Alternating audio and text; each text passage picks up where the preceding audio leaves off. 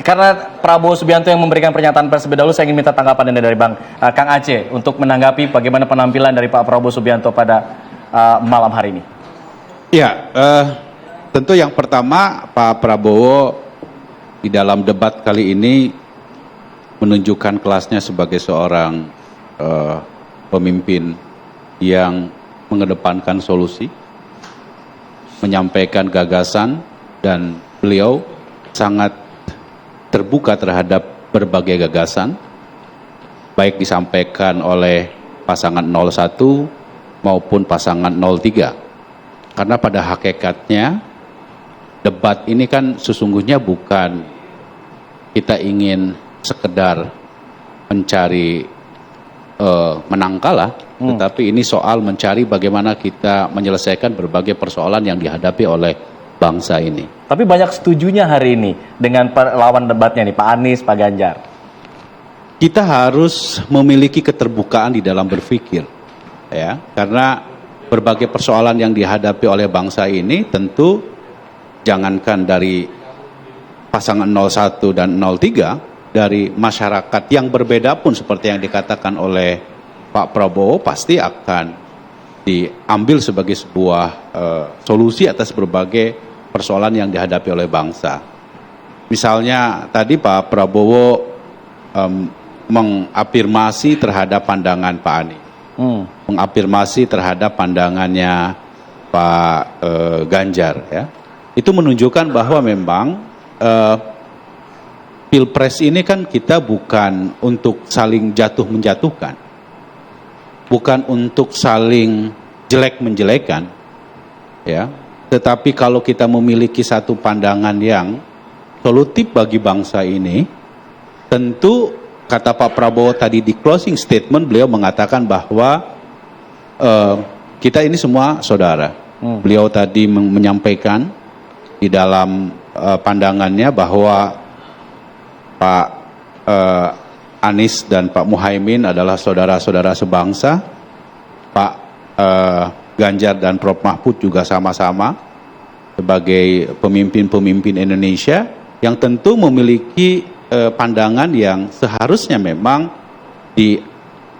diapresiasi dalam konteks bagaimana mereka bisa memberikan solusi juga terhadap berbagai masalah yang dihadapi oleh bangsa kita. Secara substansi, saya kira tadi ketika Pak Anies bicara soal ketimpangan, ketidakadilan, ya, ketidaksetaraan, di closing statement yang disampaikan oleh Pak Prabowo, beliau juga menyampaikan problem tersebut, ya.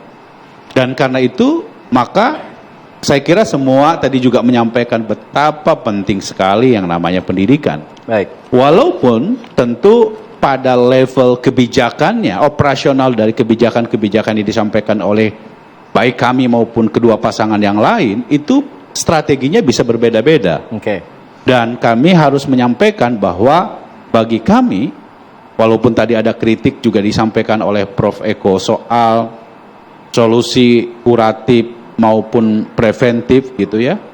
Bagi kami yang terutama yang paling fundamental dalam konteks bagaimana membangun Indonesia yang unggul itu adalah soal bagaimana kita menciptakan agar anak-anak Indonesia itu betul-betul bisa berkompetisi secara sehat, diberikan pendidikan dengan memperbanyak, misalnya tadi beliau menyampaikan apa yang disebut dengan STEM, ya, science, teknologi, engineering, dan matematika yang memang kita masih menghadapi masalah yang kurang optimal di dalam bagaimana mendorong anak-anak Indonesia supaya mampu untuk memiliki kecerdasan yang dibutuhkan kita saat ini gitu. Di samping juga beliau menyampaikan misalnya soal pentingnya kita menyediakan atau mendorong terus agar kesehatan ini bisa dibikin secara merata, ya. Sekolah juga sama dengan gagasan yang disampaikan oleh Pak Prabowo untuk mendirikan sekolah-sekolah unggulan di setiap kabupaten kota yang berorientasi dan dititik beratkan pada sains, teknologi, engineering, dan matematika yang memang itu dibutuhkan dalam konteks bagaimana menjadikan Indonesia menjadi negara yang maju. Oke. Jadi karena itu menurut saya ya, agenda-agenda penting dalam konteks bagaimana menjadikan Indonesia emas di 2045 tadi secara lebih solutif, lebih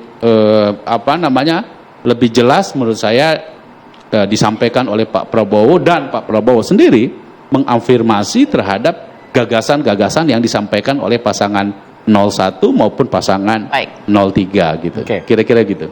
Oke. Baik, ya sambil kita menunggu ya kedatangan dari Paslon 03 yang tampaknya sudah siap-siap nanti menuju tempat di mana konferensi pers akan dilaksanakan. Nah ini dia ya, kita lihat dulu Alfat ini kalau melihat gambar di bawah kita ini sedikit ada kerumunan, Ya. tapi mungkin langsung saja dikomentari Bang Ciko, bagaimana nih paslon Anda performanya malam hari ini, puas tidak? Seperti Kati suruh menyimpulkan satu kata sebelum yang sekarang ini saya bilang kan menang. Iya. Jadi saya melihat bahwa Pak Ganjar itu tampil prima sesuai dengan ekspektasi kita. Beliau menyampaikan apa yang menjadi rekam jejak beliau selama memimpin sebagai Gubernur Jawa Tengah, di mana semua topik-topik itu semua tercover.